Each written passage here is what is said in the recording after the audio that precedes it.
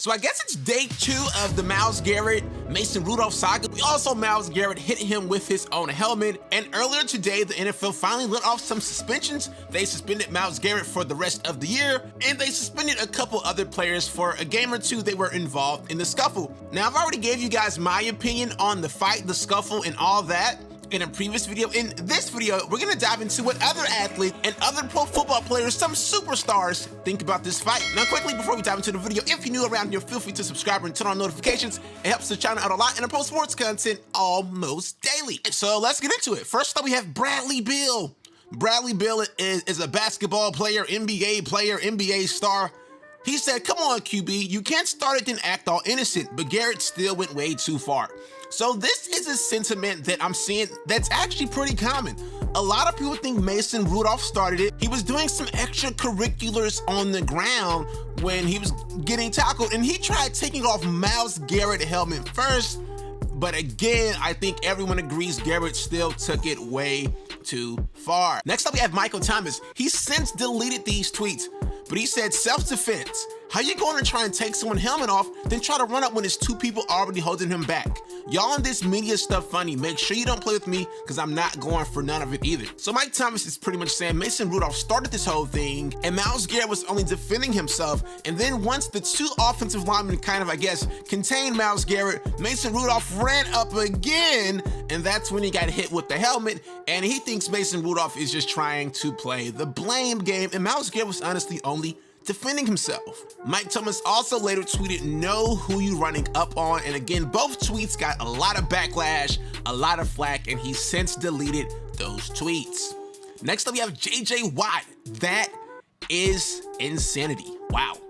That is it. 4 words, that is insanity. I guess JJ Watt was just a fan last night or a viewer last night like the rest of us, and he thought this entire situation was crazy. Next up, we have NFL legend Kurt Warner. I have no idea what I just saw on Thursday Night Football with Myles Garrett. How in the world can you be so unaware? How can you allow your emotions to go unchecked and swing a helmet at another player's head, whose helmet you tore off to hit him with?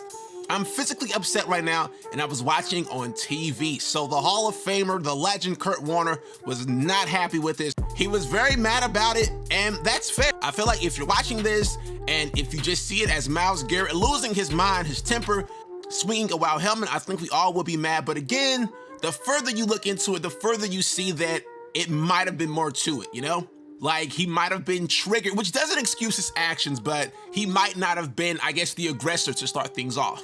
Next up, we have Louis Riddick of ESPN. He says, "Listen, people, if he had caught Mason Rudolph the right way, he could have killed him or hurt him very, very badly. F that, this is serious." Now, this is true.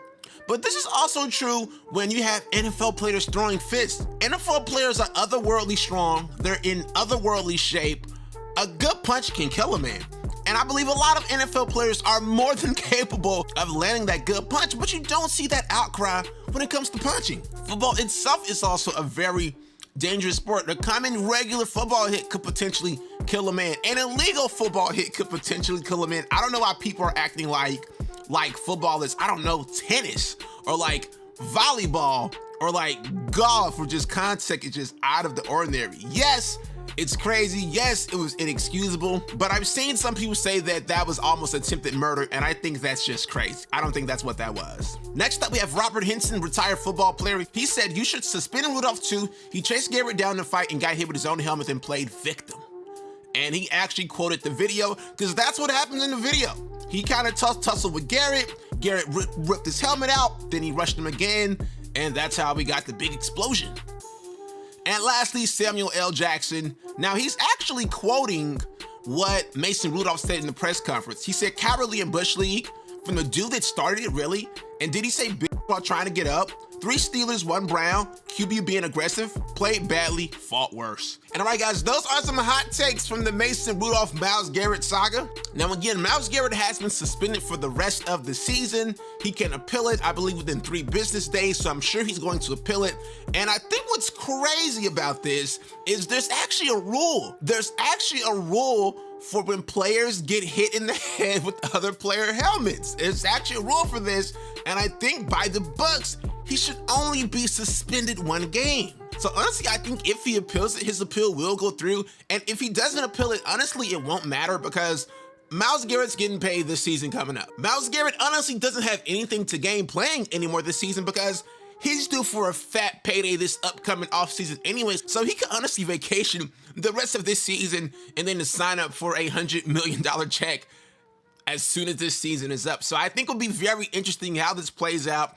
And I think it'll be very interesting to see if he even appeals it and if the appeal process works. But there you have it. Hope you guys enjoyed this video. Sound off in the comment section down below. I will see you guys in the next one. Take it easy. Peace.